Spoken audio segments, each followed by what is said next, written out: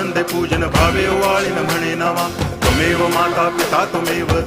बंधुश्च सखा त्वमेव विद्या तरुणं त्वमेव सर्वं मम देव कायेन वाचा मनसेन्द्रियैर्वा बुद्ध्यात्मना वा प्रकृति स्वभावात् करोमि यद्यत् सकलं परस्मै नारायणायति समर्पयामि अच्युतं केशवं रामनारायणं कृष्णदामोदरं वासुदेवं हरि गिरिधरं माधवं गोपिकावल्लभं जानकीनायकं रामचन्द्रं भजे हरे राम